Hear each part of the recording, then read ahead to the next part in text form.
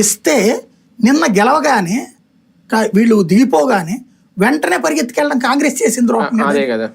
కాంగ్రెస్ ఖచ్చితంగా ద్రోహం చేసింది, డిఎంకే ద్రోహం చేయలేదు అక్కడ. అది లెక్క. డిఎంకే మోసపోయిందండి. కానీ విజయ్ చేస్తున్న రాజకీయం విజయ్కి కలిసి వస్తున్న రాజకీయం ఇప్పుడే కాదు, ఇంకా ఇది స్టార్టింగ్ టైము. జగన్ కూడా 3 ఏళ్ల దాకా అసలు ఎవరికి కరోనా గానీ ఆ తర్వాత కానీ ఎవరన్నా అనుకున్నారా?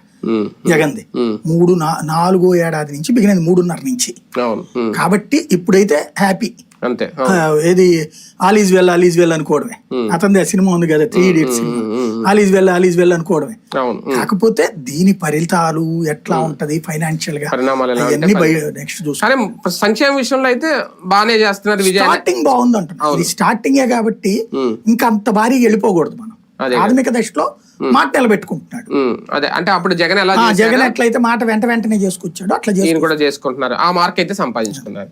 రైట్, చూద్దాం. మొత్తానికి జగన్మోహన్ రెడ్డి గారు అప్పుడు నవరత్నాలు ఎలా అమలు చేశారో, రాగానే ఎలాగా కొన్ని వ్యవస్థలు, వాలంటీర్ వ్యవస్థ కానీ సచివాలయ వ్యవస్థ కానీ ఎలా తీసుకొచ్చారు. ఇప్పుడు అలాంటి వ్యవస్థలు తీసుకురాకపోయినా ఇచ్చిన హామీలు నిలబెట్టి